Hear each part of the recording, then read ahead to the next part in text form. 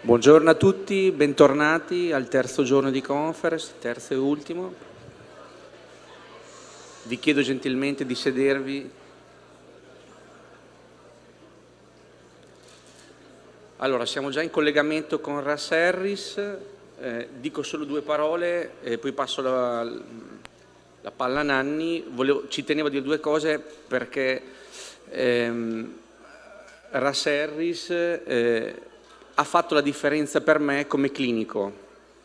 Io sono principalmente clinico e attraverso i suoi libri, attraverso i suoi workshop, che ritengo essere molto, molto diretti e molto chiari, i libri scritti in modo molto semplice, no? Ed efficace, mi hanno permesso effettivamente di riuscire a fare dei passi da gigante nell'approfondire il modello in terapia, insomma. Quindi ringrazio Russ Harris per questo e sapete o avrete modo di vedere che sono stati tradotti in italiano dei suoi libri che sono diffusi in tutto il mondo, dalla trappola della felicità, se la coppia in crisi, piuttosto che fare ACT, ecco, penso che siano dei capisaldi per quanto riguarda noi clinici.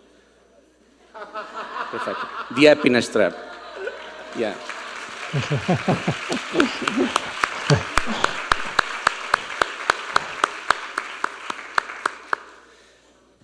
Perfetto, grazie Russ Harris. Passo la parola a Nanni. Thank you, Harris. Thank you, Russ. All'inizio non sapevo quali erano i due nomi, se era Russ o Harris. I didn't know at the beginning if you were Harris or Russ. So what was the surname or the name? È un vero piacere, devo dire. In questi anni di connessione intellettuale e di amicizia con Russ, seguire il suo percorso. Russ è stato fondamentale per l'ACT perché è riuscita a renderla in un linguaggio molto molto semplice.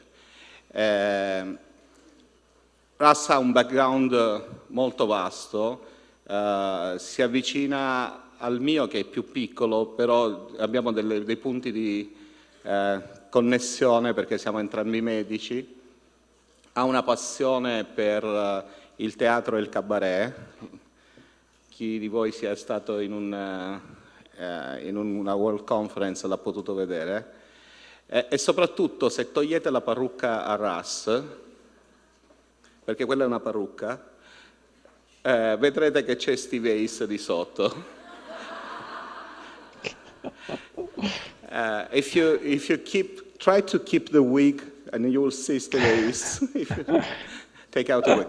So, così vi voglio introdurre l'uomo con i capelli più belli della comunità ACT mondiale.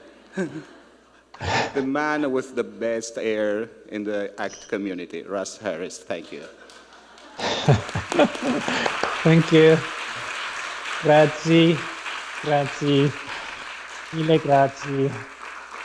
100.000 grazie. 1.000.000 di grazie.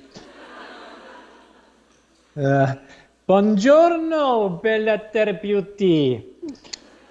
Sono così felice di essere qui. Sono così felice, penso che la mia testa esploderà.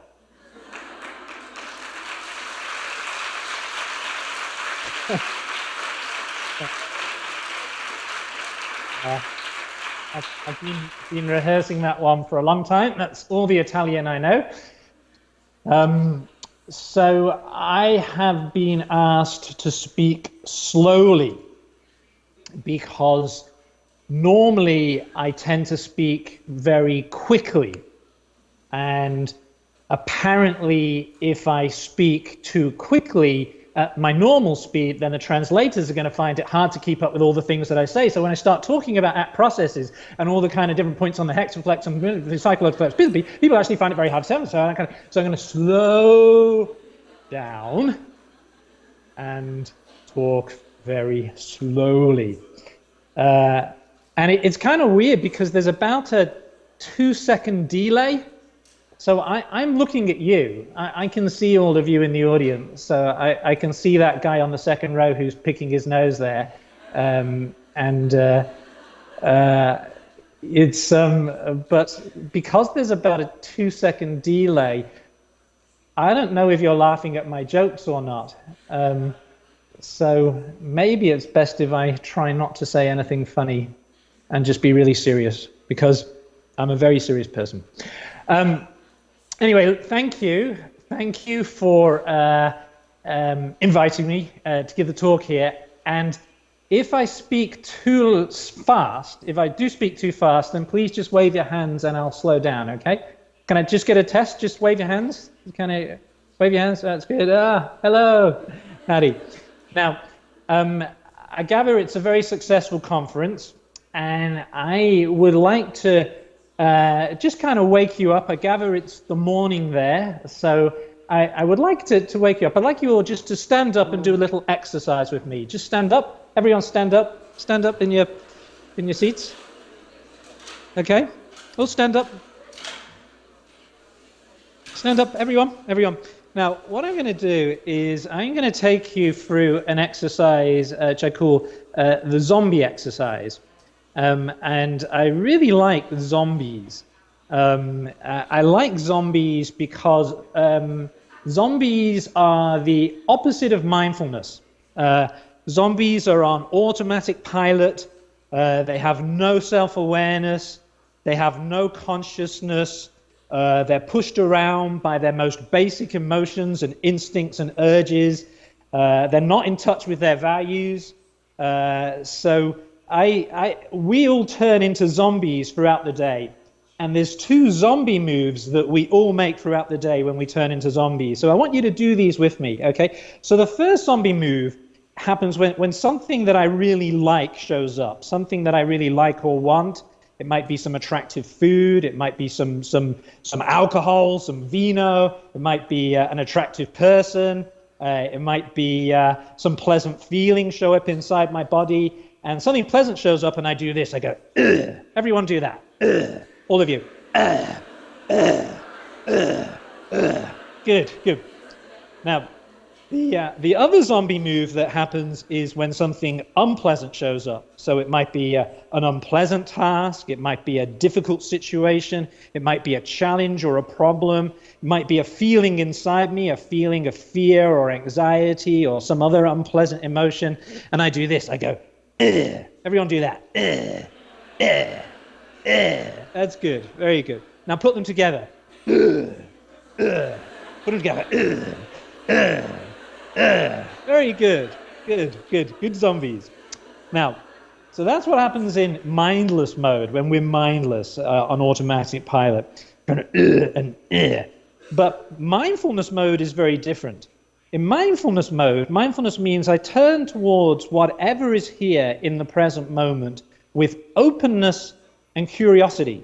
So something pleasant that I like or want shows up, and instead of I go, try that. Very good.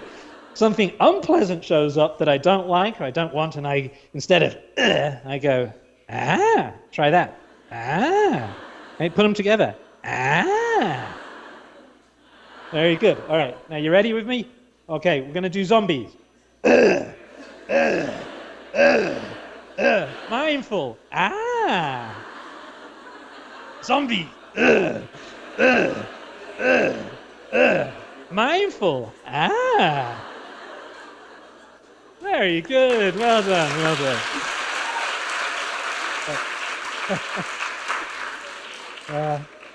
So we were filming that, by the way.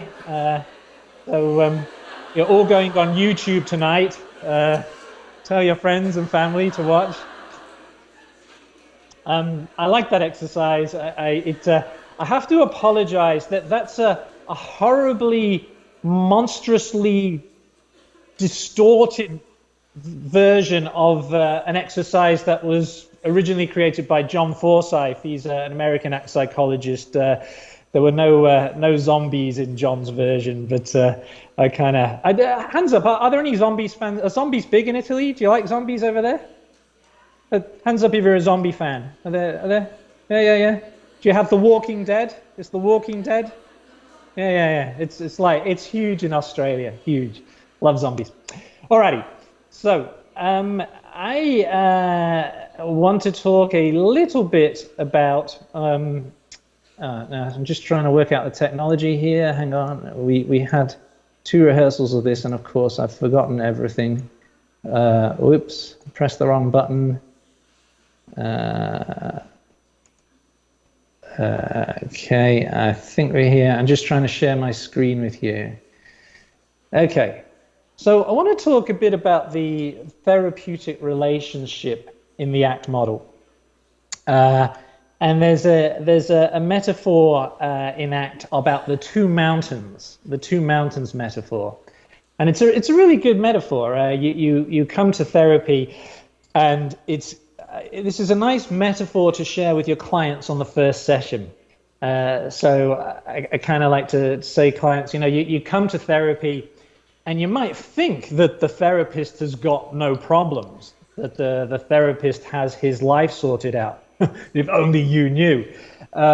It's not like that at all. It's like you're climbing your mountain over there, and I'm climbing my mountain over here. And from where I am on my mountain, I can see stuff on your mountain that you can't see. I can see there's an avalanche about to happen, or I can see there's an alternative pathway around the mountain, or I can see that your crampons aren't working, whatever crampons are. So, I would hate you to think that I have, I'm over here, I'm climbing my mountain over here, and I've got problems on my mountain. I'm not sitting on the top of my mountain, just relaxing and having a good time. I've got all my problems on my mountain over here. It's just that from where I am on my mountain, I can see stuff on your mountain that you can't see. And this is a very nice metaphor to share, to kind of give a sense of equality in the therapeutic relationship. The stance in the ACT model is that client and therapist are both in the same boat. Do you have that saying in Italian, both in the same boat? You do? Yeah. So, you're both in the same boat. We're both dealing with the human condition. We both kind of get caught up in our thoughts and feelings and pushed around by difficult emotions, and we lose touch with our values, and we act in self-defeating ways. And this is the human condition. So there's this kind of stance of equality and this stance of radical respect for the client. And I think the two mountains metaphor is very useful at conveying that.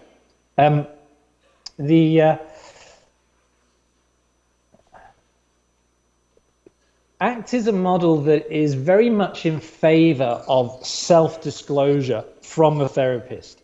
One of the sayings that we have a lot in ACT is, your mind is a lot like my mind. The things that your mind says to you are so similar to the things that my mind says to me. It's particularly if we've kind of shared this idea with clients about how the human mind has evolved, and we've all got multiple versions of the I'm not good enough story. And clients get a huge amount of relief even from the very first session, just knowing that that they have a mind that is like the therapist's mind, that these thoughts are normal, that we've all got multiple versions of the I'm not good enough story. So, if I have a client, for example, who experiences a lot of anxiety in social situations, well, that's something that I know a lot about. I've always been very anxious my whole adult life in social situations.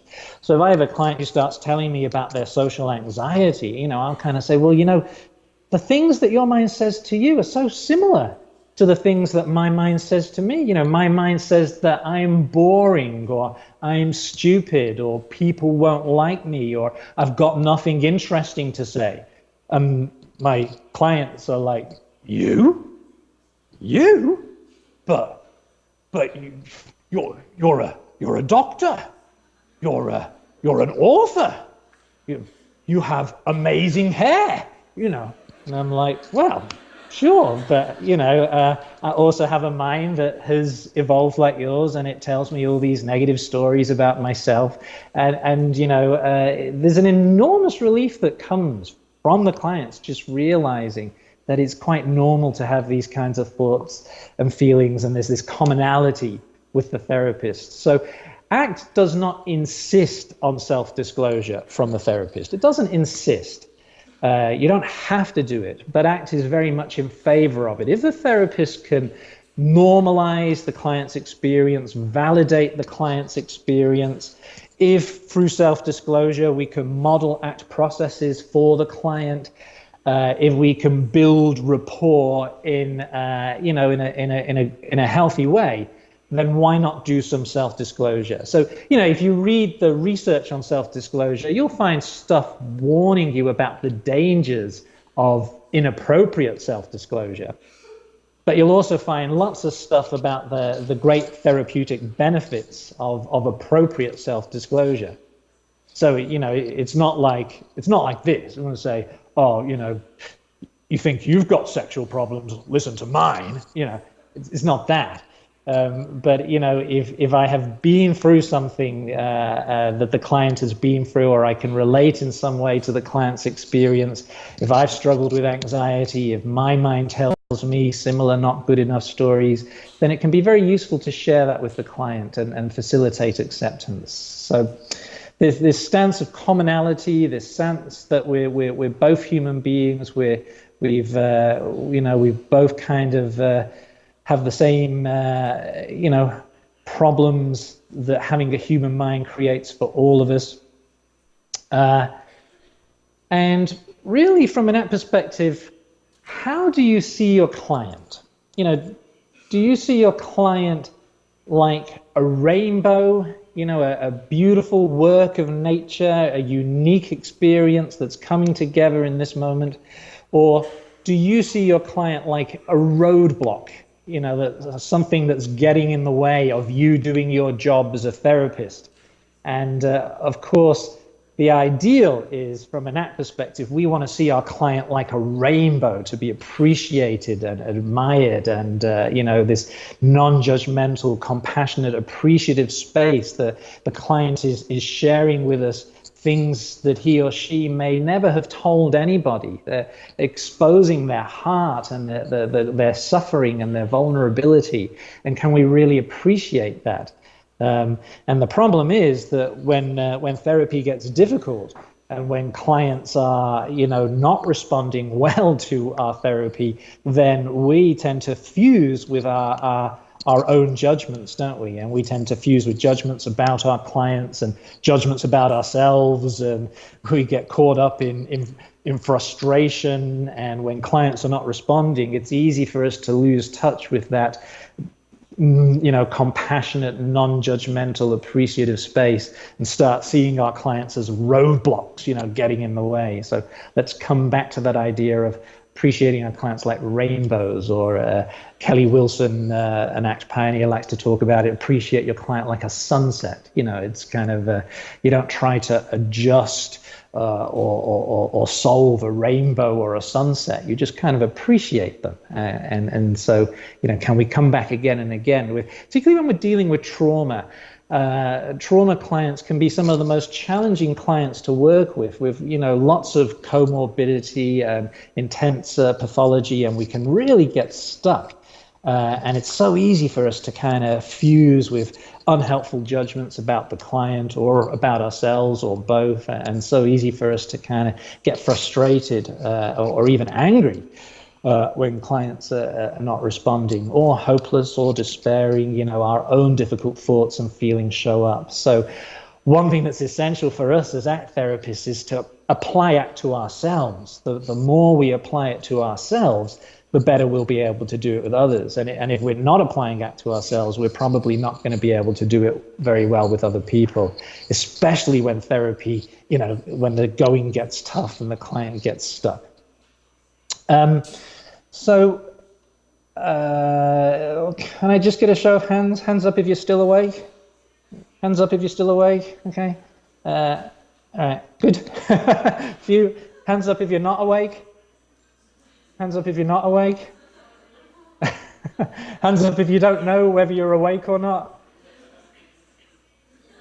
Hands up if you don't know what I'm talking about.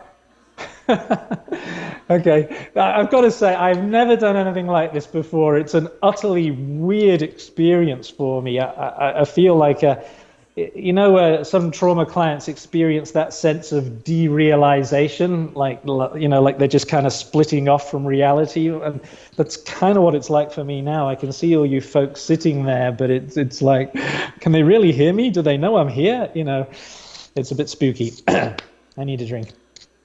What did I do with my whiskey? Where did I put it? All righty.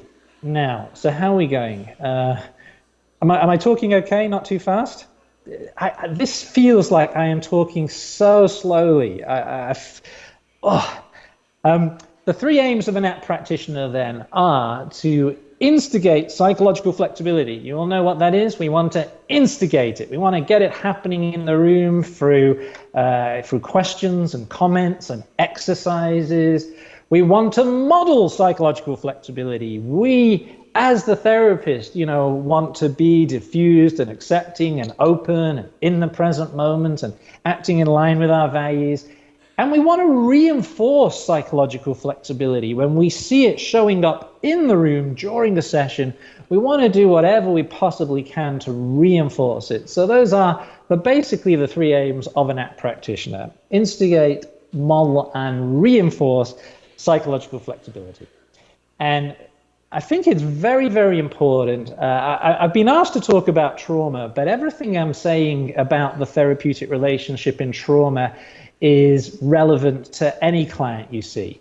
And I think one thing that's really, really important is that clients have good informed consent so that they know what they're up for. I came to ACT from a background in medicine. And so it was hammered home to me as a doctor, that you do inform consent so that your patients know what they're signing up for, what the operation is, or what the drugs are, and so forth. But I find that quite often in the world of therapy, therapists often start doing therapy with clients without doing a proper informed consent, without taking the time to explain what therapy involves and what we're going to be doing. And this is really important with any client, but particularly with trauma work. There's often these clients have lost their trust in their fellow human beings, particularly if they've been abused or hurt in relationships with people that they love or care about, or caregivers, or all of those kind of horrific things that can sometimes happen in relationships with the people you're closest to. And so one way of building that trust is making sure that you are really upfront and clear with your clients about how you're going to be working and what the model is that you're working from and what it involves. And at a bare minimum, I would say on your first session with a client, you probably want to spend at least a couple of minutes going through the basics of informed consent. And now this is just the bare minimum that I would suggest. So, I'd say something like we're doing ACT. I don't know, do you call it ACT in Italy? Is it called ACT over there? Yeah? ACT is a very active form of therapy, coaching. It's not just talking about your problems. So this is important because some clients think this is what therapy is. It's just a place to come and talk about their problems. We're going to be learning skills to handle difficult thoughts and feelings more effectively so they have less impact and influence over you.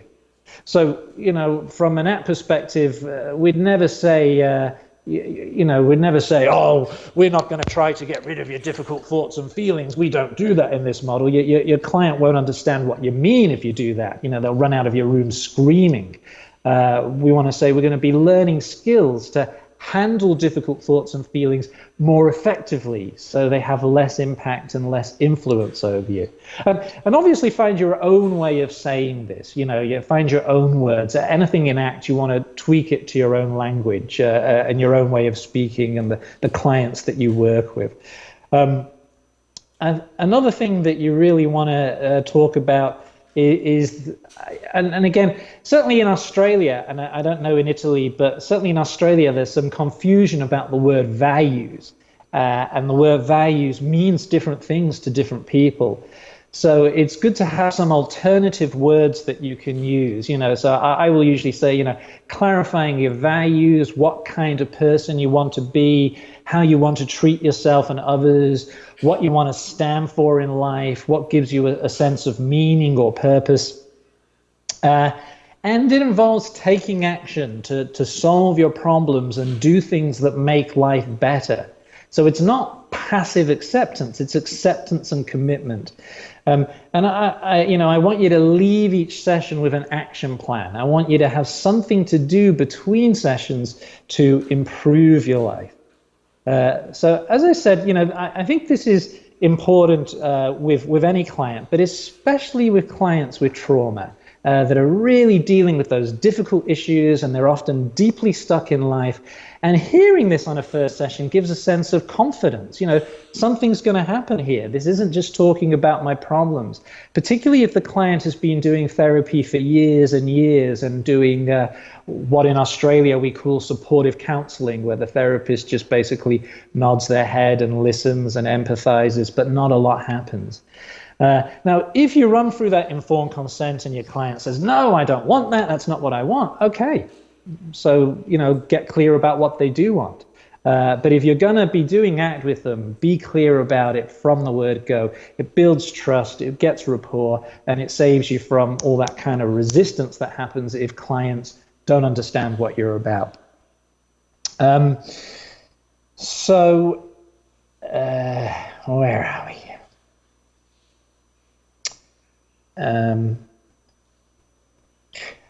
I find it very useful to get permission to press pause on the first session.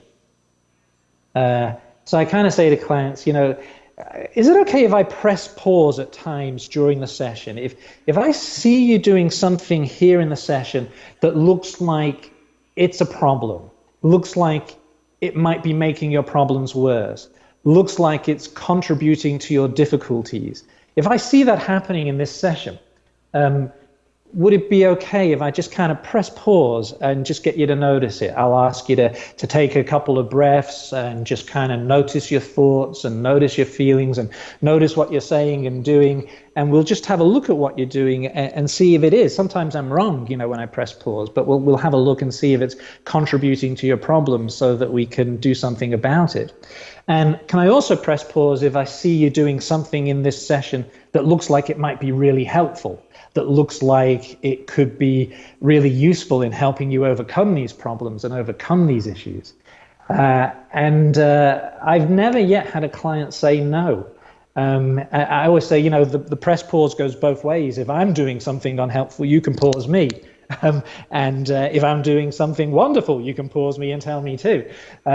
But do you see how if you get permission to do this, you now have a way to interrupt any therapy interfering behavior that shows up in session.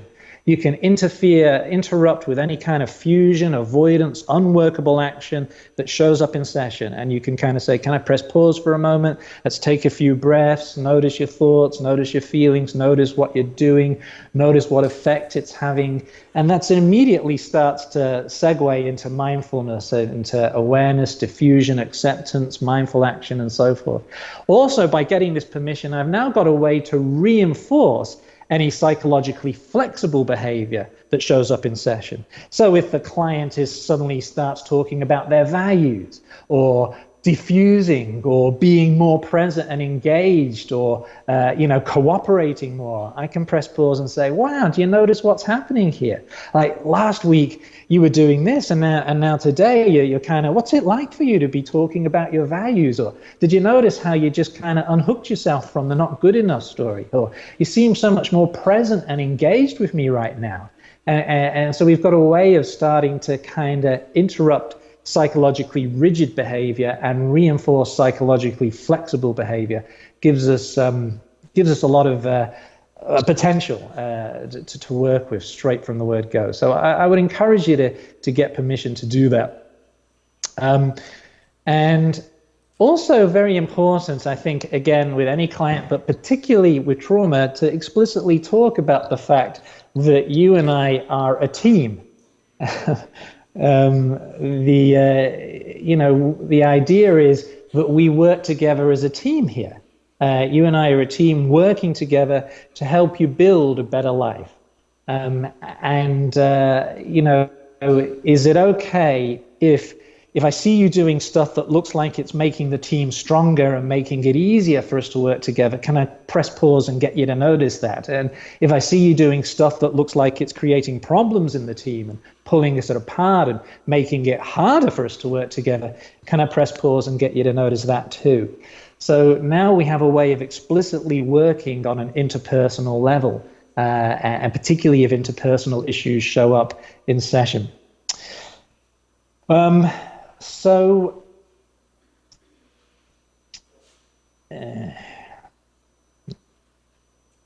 Now, very important to give the client freedom to say no.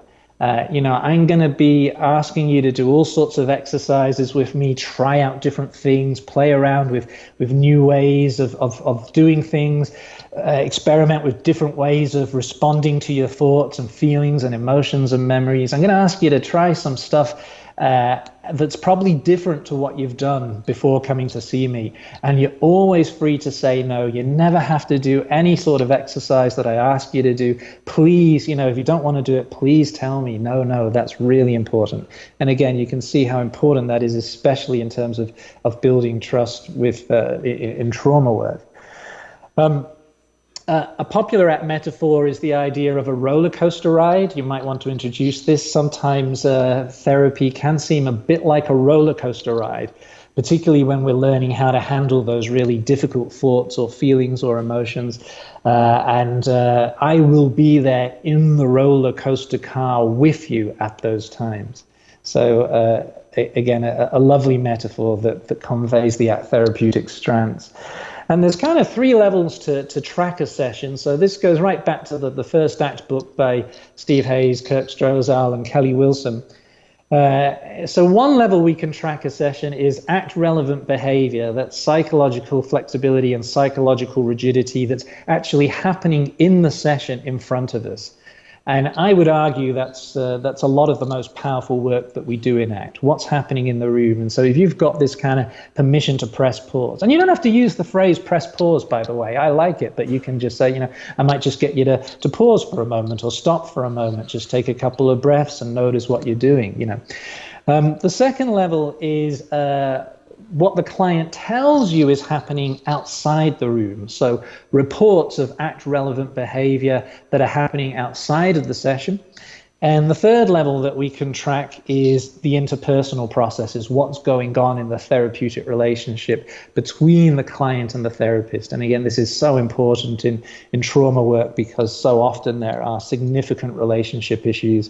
So we can have a look at what's happening between you and me right now and what's kind of building the team and making it stronger and what's kind of getting in the way of us being a good team together. ACT is a transdiagnostic approach. Clients often fuse with their diagnostic label. They may come in fused with their label, I am depressive, or I am borderline personality disorder, or I have post-traumatic stress disorder. And I like to say to clients, that the label on the jam jar is not the jam. The label on the jam jar just refers to the contents.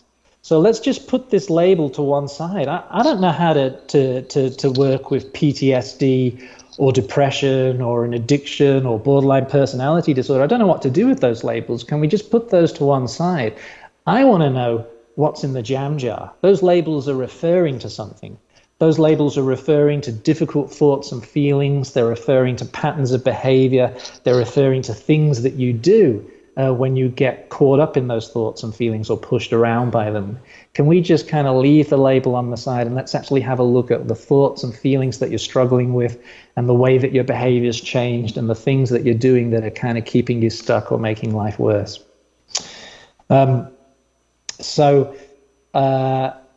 think at this point I might just take you through. So I'm just a bit shocked at how the time is going. I'm not going to get through everything that I wanted to get through with you. I realize now that when I was rehearsing, I wasn't speaking slow enough. So it's okay, because you don't know the slides that I was going to show you. So that's all right. I want to introduce you to a good way of looking at the jam rather than getting caught up in the label on the jam jar. I call this the choice point. The choice point was a tool that was created by myself, Joe Cherokee, and Anne Bailey, a couple of Aussies. We created this for our book on ACT for weight loss, which is called The Weight Escape. And we called it the choice point. And basically, it's a very simple way of explaining the ACT model to clients on the first session and for mapping your sessions. And you can use it to set an agenda, and you can use it to very quickly identify important parts of the ACT model. So basically, you know, all day long, we're doing things. We're constantly doing things, you know, whether even when you're asleep, you're doing things. You're sleeping or rolling in your sleep. Even if you're staring at a wall, you're doing something. There's no way for a human being not to be doing something. And broadly speaking, what we do all day long, we can class it into two categories. So we can do things that are you know, effective, behaving like the sort of person I want to be, taking my life in the direction I want it to go, building a richer, fuller, more meaningful life. And we can call those towards moves. And then the other class of behavior is what we can call away moves. That means what I'm doing that's ineffective, behaving unlike the person I want to be, taking my life away from the sort of life I want. Disconnected from my values, not really being the sort of person I want to be deep in my heart, not doing the things that I really want to do. So I just want to say a little bit about the term away moves, because away moves has got different meanings in different ACT tools. If you are familiar, there's a popular ACT tool called the Matrix, and the term away moves in the Matrix doesn't mean something different. It means moving away from painful thoughts and feelings. Away moves in the Matrix Russ, means experiential avoidance. Russ, Whereas, yep. this is Nani. You have 20 minutes if you don't have anything to do on the other side of the world. You are allowed 20 more minutes, so don't rush. All right, fantastic. All right, that's good news. So it's 25 minutes actually. So till 10:20 our time. So brilliant. All right, great. So can you turn it back? Yeah, there we go. Fantastic. Hello, you all there? Hey, good stuff. So I just got, you know, in there. The term away moves was coined, there was an ACT tool called the bullseye, created by a Swedish psychologist called Tobias Lundgren. And the bullseye, you've probably seen it, it's like a dartboard. And if you score in the middle, you know, that means I'm living by my values. And if you score on the outside of the dartboard, that means I'm moving away from my values. And so in the choice point, we used the term away moves as it was coined for the bullseye, moving away from values. So I'm just saying, if you are familiar with the Matrix, the term away moves means something different there. It means moving away from pain or experiential avoidance. Towards means kind of living my values, acting effectively. Away means moving away from my values, being ineffective. And so what happens is throughout the day, there's all sorts of situations, thoughts, and feelings that we're dealing with. And in challenging situations, difficult thoughts and feelings are going to show up. And what tends to happen is when difficult thoughts and feelings, emotions, memories, etc. show up, we get hooked by them. So hooked is kind of layman's terms for fusion. Kind of you get hooked, you know, a kind of hooks you, pulls you around. Your thoughts and feelings jerk you around. They hook you, they reel you in, they pull you here, they pull you there, they push you around, they bring you down. And that's what we mean by hooked. And so what happens is when we get hooked by our difficult thoughts and feelings, our default setting is we start doing these away moves, acting ineffectively. So what you have here on the left side of the choice point is basically every DSM disorder or ICD disorder, whatever it is, depression, anxiety, addiction, trauma, you can see it on the left side there. There's difficult, challenging situations, difficult thoughts and feelings. The client gets hooked by them, which means fused with them, and starts doing values incongruent, ineffective behaviors, what we call away moves. And so the antidote is, if we can unhook ourselves from those difficult thoughts and feelings, if we can get off the hook so they're no longer dominating us, they're no longer pushing us around or bringing us down, we're able to let those thoughts and feelings be there without getting carried away by them, without getting into a fight with them, then we can put our energy into doing towards moves, doing the stuff that makes life meaningful, doing the stuff that enables us to live a rich and full life. And so there's a choice point. Every time that we're in a challenging situation, there's a choice point. There's a choice for us to make. Do we get hooked by these thoughts and feelings and start doing away moves? Or do we unhook from these thoughts and feelings and start doing towards moves? There's no third option where we magically have a life that's free of challenging situations and challenging thoughts and feelings. It's just, the choice that we make. And I prefer to draw it by hand, although you can print it out. So basically, there's kind of 4 areas to explore. What are the challenging situations, thoughts, and feelings in your life today? When you get hooked by your thoughts and feelings, what kind of away moves do you do, acting ineffectively, behaving unlike the sort of person you want to be? And that's what I mean by peeling off the label. Clients with trauma-related issues present with a whole range of different labels. They may present with PTSD, but they may present with depression, or they may present with an addiction, or they may present with relationship issues or sexual problems. So whatever it is, we don't need a diagnostic label to work with it. Let's find out, what is this information? This is what the label refers to. And then we want to find out as we take a history. So what kind of towards moves are you already doing, or would you like to start doing? What kind of things are you doing where you're acting effectively, behaving like the person you want to be? What kind of areas of your life are working for you? What kind of, things are going well in your life? What would you not want to change in your life?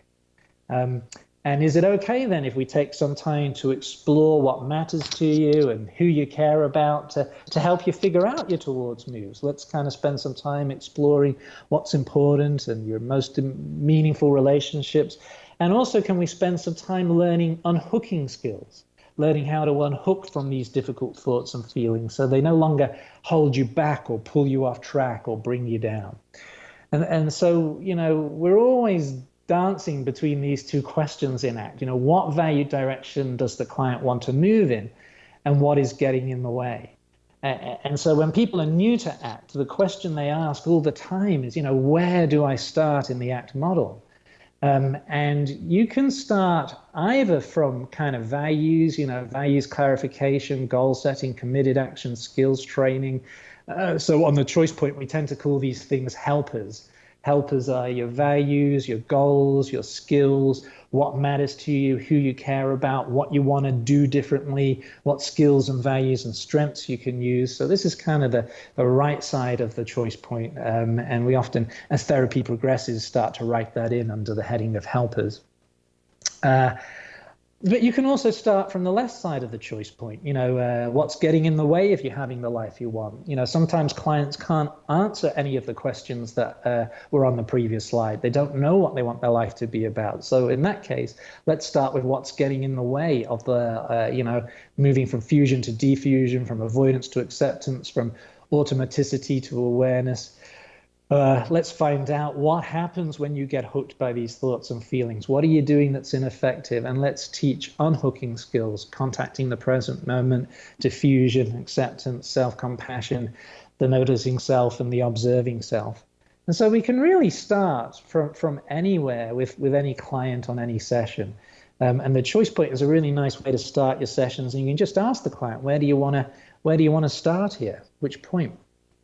So I often get asked, how do I sell mindfulness to my clients? And I don't know if it's the same thing in Italy. I'm imagining that like everyone's into mindfulness there. Yes? Is everyone into mindfulness there?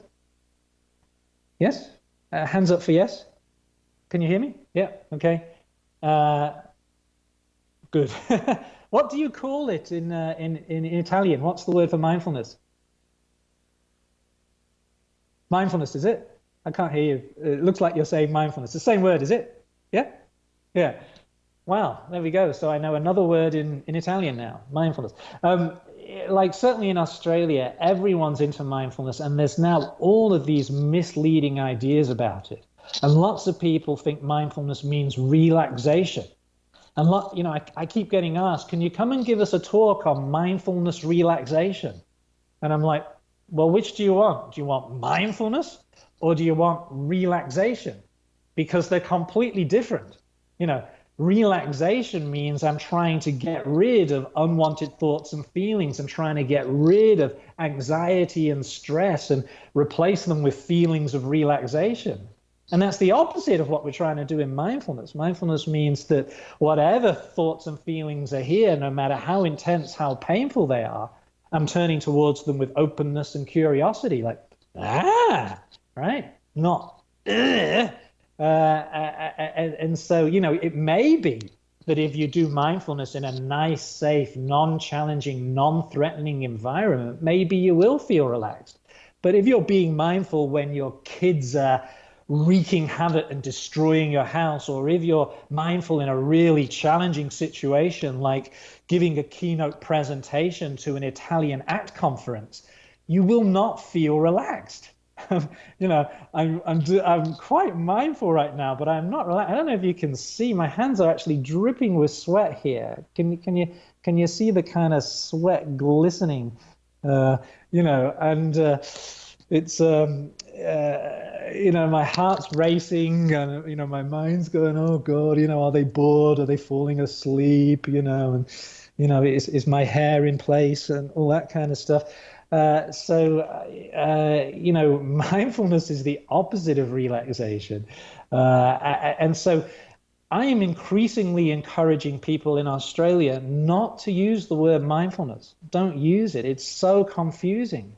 What I would recommend is that when you talk about mindfulness, talk about it, like it's a bit like a Swiss Army knife with many, many different blades. And don't use the word mindfulness. Come up with names for the specific skills that you are teaching clients. Are you teaching them grounding, centering skills? What I call, dropping an anchor. There's an emotional storm blowing up. Can I drop an anchor in the midst of the emotional storm? Are you teaching them acceptance skills, expansion, opening up, making room, dropping the struggle? Come up with a name for that type of mindfulness skill that you can use. Are you teaching diffusion skills? I tend to use the technical name diffusion or unhooking skills. Are you teaching self-compassion skills? How to acknowledge your pain and be there for yourself in a kind way? Are you teaching people to access the observing self or the noticing self? Are you teaching them to savor and appreciate experiences and events that they normally do on automatic pilot?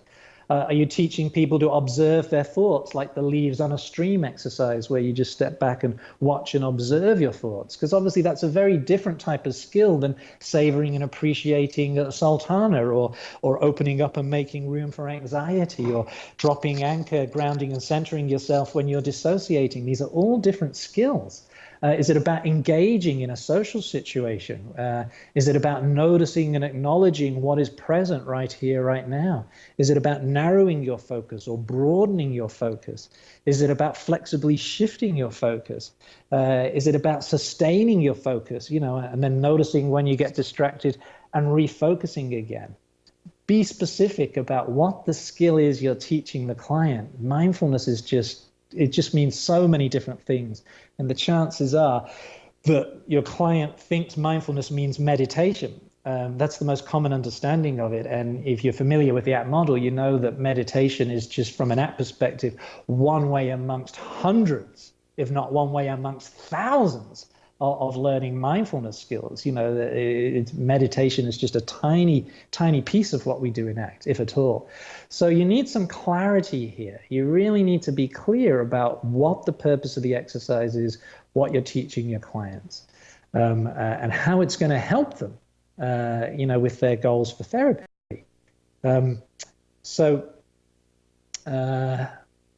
Okay, stop sharing him. I think what I might do is just take you through a couple more exercises that I think are really useful. So I want you to imagine, these are simple exercises to convey the concepts of diffusion to clients and the concepts of experiential avoidance and acceptance to clients, so they know what you're on about. So the first one is what I call the hands as thoughts and feelings exercise. So I want you to look at the front of the room from where you are and imagine that at the front of the room, actually, I'll get you all to stand up for this. Stand up. There we go. I just like torturing you. Just like to make you suffer, as I'm suffering here, so you can suffer there. We'll suffer together. Now, I want you to imagine that at the front of the room, is there a stage at the front of the room? Is there a kind of stage up there? A stage or a screen or something? Yeah. I want you to imagine at the front of the room, three things. Firstly, everything that makes your life rich, full, and meaningful is up there at the front of the room. Also, all the problems and challenges that you have to deal with, all the real tasks and problems and difficulties in your life, they're also there. And the third thing that's there at the front of the room are all the tasks you have to do to make your life work, from cooking dinner to driving a car to doing your tax return, okay? I want you to imagine that your hands are your thoughts and feelings. Put your hands together like they're the pages of a book, okay? And I want you to see what happens when we get hooked by our thoughts and feelings. So I want you to copy me. So when I do this with my client, I always do it with the client, and I always ask the client to copy me. So copy me, let's get more and more hooked by our thoughts and feelings, more and more hooked by them until your hands are covering your eyes. And notice three things. Firstly, how much are you missing out on right now? How much are you missing out on? If I am your favorite person or I am your favorite movie, how disconnected and disengaged are you right now? Secondly, notice how hard it is to focus your attention. If I am the task you have to do or the problem you have to deal with, how hard to give me your full attention to focus on me? And thirdly, notice how difficult it is to take action right now. How difficult is it for you like this? Imagine going around like this all day. How difficult to take action, to drive a car, cuddle a baby, hug the person you love, cook dinner, type on a computer, massage your pet donkey, while you're doing this. Do you guys have donkeys over there? They're very, very big in Australia. We use donkeys a lot, or camels. Okay, so kind of notice three things then. You're missing out on a lot. It's hard to focus your attention. It's hard to take effective action. Now, once again, copy me, and ever so slowly copy me. Let's see what it's like when we unhook from these difficult thoughts and feelings. And as we slowly unhook from our difficult thoughts and feelings, notice three things. Firstly, how much richer and fuller is your experience? How much more can you take in now? How much easier to engage and connect. If I'm your favorite person or your favorite movie or your favorite sport, how much easier to engage with me? Secondly, notice how much easier to focus your attention. If I'm the task you have to do or the problem you have to deal with, how much easier to give me your full attention right now? And thirdly, notice how much easier it is to take action. Move your arms around. Move your arms around. How much easier is it to take action now? How much easier to type on a computer or drive a car or cook dinner? If I throw a baby at you now, you can catch it, right? So it's, and notice they haven't disappeared. They're still there, right? You haven't chopped them off and thrown them away. They're still there. So if there's something useful you can do with them, use them. Even the most difficult thoughts and feelings usually have at least some use for you. They're telling you about something you need to address or deal with. They're telling you about something that's problematic in your life. They're telling you about something you need to do differently. But if there's nothing useful you can do with them, you just let them sit there, okay? So take a seat again. I think, an exercise like that, no one's going to be able to do diffusion or acceptance from that exercise, but it's a nice metaphor. It gives a good rationale for what you're going to do next. And it helps explain a lot of the misconceptions about the ACT model. You know, at the end, you haven't chopped your hands off, you haven't gotten rid of them, they're still there. Use them if there's something useful. If not, you just let them sit there. Now, I've occasionally had a client say to me, well, I can do that with my hands, but I can't do that with my real thoughts and feelings. And I say, thank you for saying that. I was just about to say exactly the same thing. You can do that with your hands, but you can't do that at this point with your real thoughts and feelings. We need to build some skills here. We need to learn how to do this with your thoughts and feelings. So this is just kind of a metaphor, and then you can follow up by going into the actual experiential work. And one of the most common things that goes wrong in early sessions of ACT, when you teach people diffusion or acceptance or contacting the present moment, very often they come back the next session and they say, it's not working. And so you say, well, what do you mean it's not working? And the most common answer you'll get is, I didn't feel any better. It didn't get rid of my anxiety. It didn't make my flashbacks go away. It didn't get rid of my painful emotions.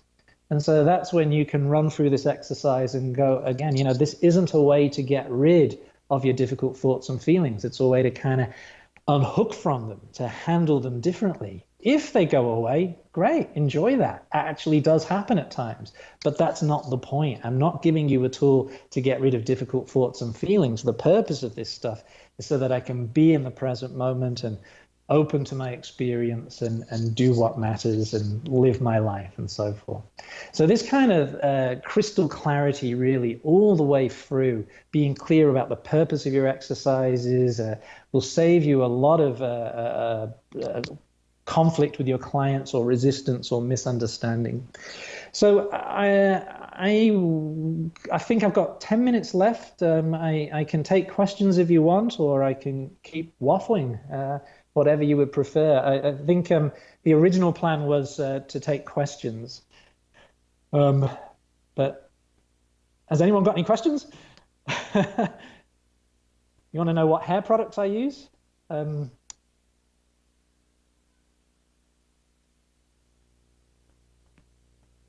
Getting dark now over here. Avanti? Ci sono domande o può andare avanti? Ok. Carry on, Russ. Carry on. Okay, so have I got 10 minutes left? Okay, no question at the moment. You were right clear. Okay. Well, in that case, I'm going to take you through another exercise, which I think is also really useful to explain the point of avoidance and acceptance. And again, just all you need for this, you can stay seated for this. I've made you stand up enough, so I won't torture you anymore. So another exercise to really explain the point of acceptance, because if clients don't see how accepting pain is going to help them, you're going to get a lot of resistance. And by the way, I'll just say on that point, the same way that mindfulness is a problematic word, so is the word acceptance. I don't know if this translates into Italian, but in Australia, the word acceptance does not mean the same thing that we mean in the ACT model. The word acceptance, people usually think it means tolerating it, putting up with it, you know, kind of gritting your teeth and bearing it. You know, sometimes they think it means liking it or wanting it. Certainly in Australia, I encourage people not to use the word acceptance. Better words are drop the struggle with it, open up, make room for it, expand around it. Stop fighting it, make peace with it, let it be, sit with it, hold it gently, hold it lightly, let it be there.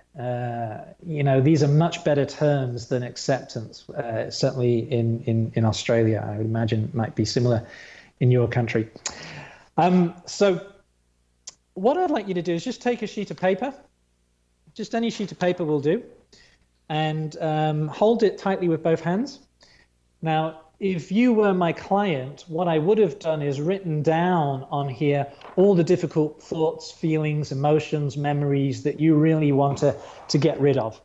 And the setup is the same as for the other exercise. The other exercise was to convey the point of fusion and diffusion. The purpose of this one is to convey experiential avoidance versus acceptance. And you can actually combine the two exercises together if you like.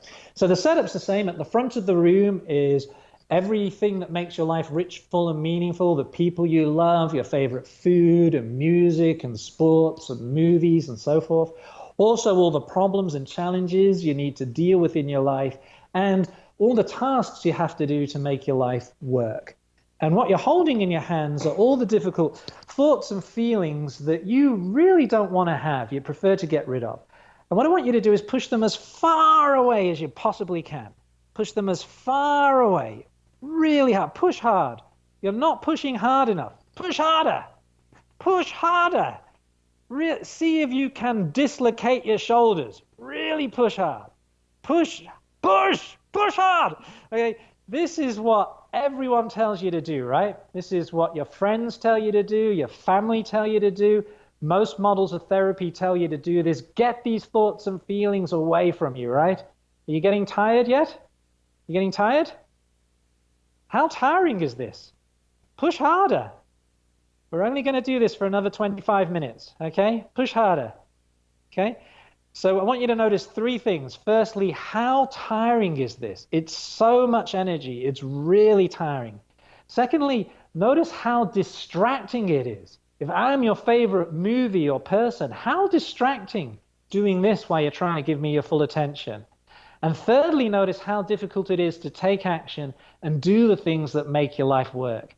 How difficult to drive a car, cuddle a baby, type on a computer, hug the person you love. Now rest it on your lap. Rest it on your lap. Rest it on your lap. Do you feel the difference? Is that less effort? Is that easier? Is it less distracting? Is it easier to give me your full attention now? Move your arms around. Is it easier? Move your arms around. Is it easier now to drive a car, type on a computer, cuddle a baby, be a zombie? You know, it's so much easier now for you to take action, isn't it? And again, notice these difficult thoughts and feelings, they haven't disappeared. You haven't gotten rid of them. You haven't thrown them away. They're still with you. And if there's something useful you can do with them, use them. You know, in the ACT model, we often say your pain is your ally. Your most painful emotions are often your allies. They link you to your values. They tell you what's important. They tell you about important stuff you need to address or deal with, or they tell you that you need to change the way that you're doing things in your life. So if there's something useful you can do with them, use them, but if not, you let them sit there. And so again, you know, no client will be able to do acceptance from that exercise. That's just a metaphor. And then you follow up by doing the actual acceptance work. So I think it's just really useful to be crystal clear with clients from the word go what we're trying to do here. And if I come back to the kind of choice point, again, one of the things, whoops, so this is, we don't have time for this. There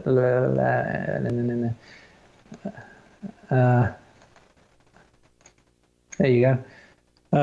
You know, this really kind of makes it clear in the sense that when we're not getting rid of these thoughts and feelings, we're learning to unhook from them and do towards moves.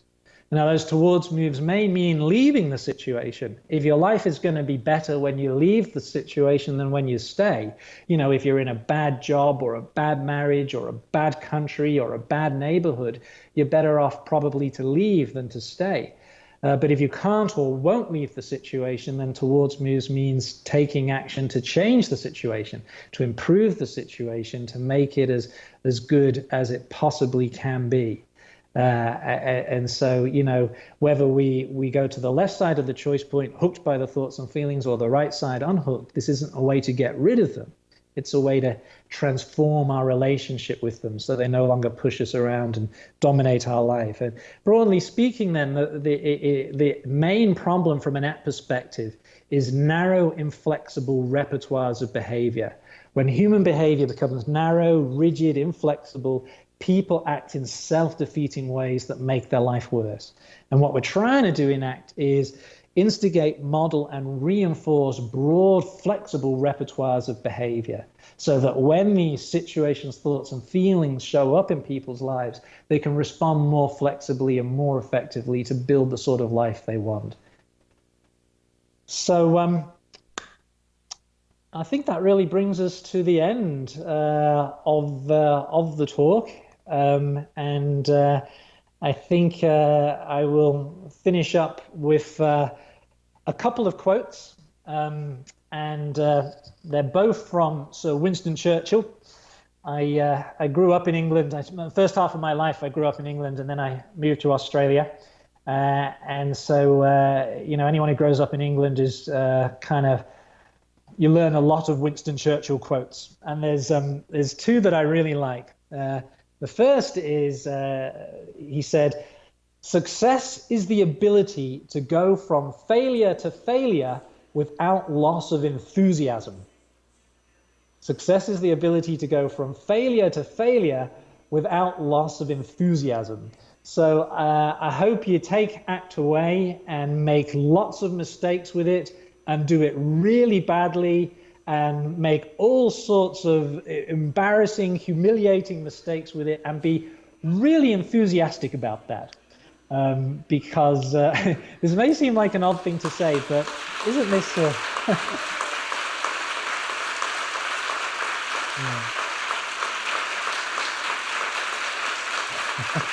Thank you.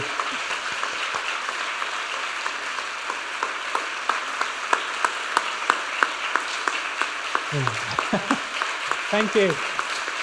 Mille grazie.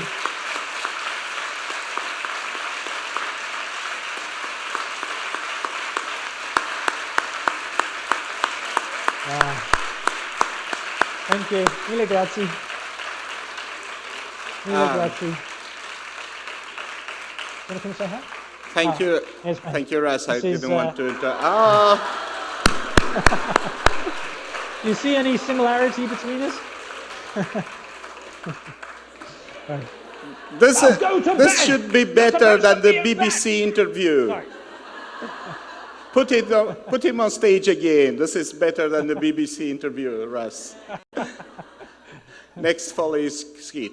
Thank you very much. Thank you for sharing your time with us, sharing your knowledge, your experience, your clinical experience, and pushing the ACT metaphor a little bit forward. You miss something if you are behind a screen. Pasta, good food, and a warm welcome of the Italian community. So we are waiting for you here live. Thank you very much. Thank you. Mille grazie.